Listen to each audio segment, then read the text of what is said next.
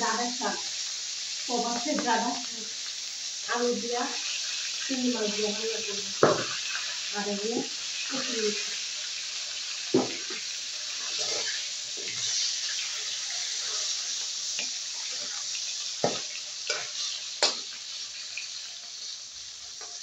তারপরে বাকি ঘুরে দেখাই দেবো সব কিছু রেডি এখানে সব কিছু রেডি করে রাখছি রান্না করতে চিংড়ি মাছটা ভাজিয়ে নিলাম রুই মাছটা ভাজা শেষ চিংড়ি মাছটা একটু ভাজা নিলাম রুই মাছ ভাজা এটা দিয়ে প্রচুর মতো দিয়ে রান্না করবো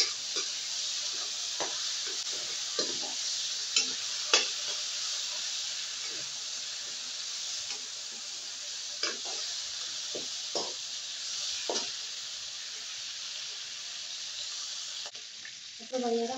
চিংড়ি মাছটা আমি ভাজিয়ে উড়াই নিলাম সামান্য দিয়ে দিলাম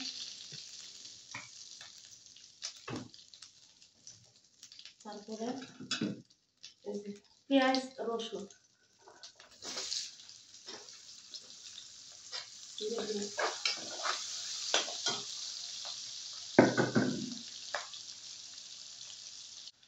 দিলাম এই যে পেঁয়াজটা টানানো হয়ে গেছে লবণ এটা একটা গরম মশলা আর একটু হলুদ আর এই মরিচের গুঁড়া ধনিয়া পাতা দিয়ে দিলাম অল্প একটু পানি দিয়ে তখন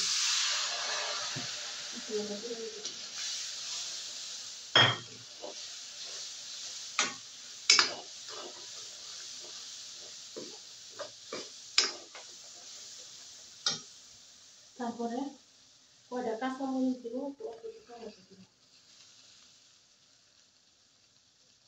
টমেটো বেশি দিব না কয়টা কাঁচামরিচ দিয়ে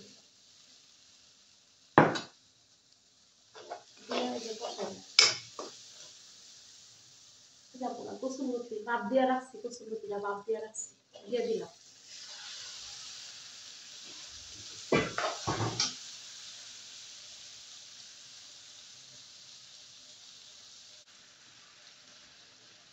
ভাইয়ারা এই যে কসুরমুখী দেখছেন দিয়ে দিলাম এই যে কসুরমুখী এসে সন্ধ্যাচ্ছে দাম এটা জানেন প্রবাসে কসুরমুখী পাওয়া যায় না ঠিক আছে এই মাছগুলো দিয়ে দিলাম ভাজি রাখা চিংড়ি মাছগুলো দিয়ে দিলাম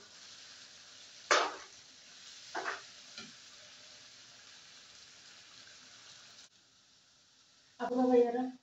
এই যে আমি এখানে পেঁয়াজ কষাইছি এই ডাঁডা শাক রান্না করতে এটা সাদা ডাঁডা প্রবাসের ডাঁডা আর এই যে আলু নিচ্ছে আলু দুইয়া ঠিক আছে পেঁয়াজ কষাইছি এই যে হলুদ মরিচ ধনিয়া আর একটু লবণ দিয়ে দিলাম আপনার এই কাঁচামরিচ টমেটো কাঁচামরিচ এখানে দেওয়া আছে পানি দিয়ে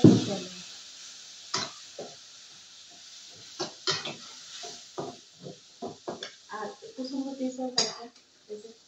কসুরমুখী রান্না করতে দুইটাই একসাথে দিয়ে দিলাম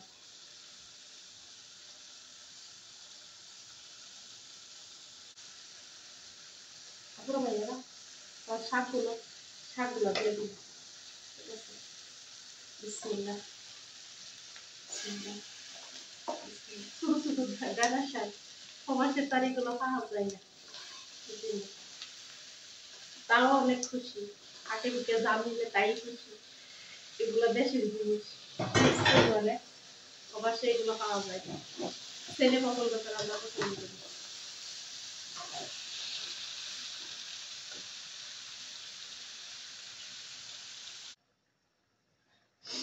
আপনার ভাইয়ারা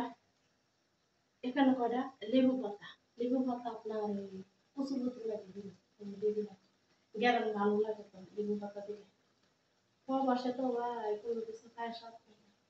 লেবু পাতা কয়টা দিলাম গ্যারানের জন্য আর আপনার এই শাকের মধ্যে মাছের মাথাটা ভাজা মাছের মাথাটা দিয়ে দিবেন বাজিয়ে রাখছি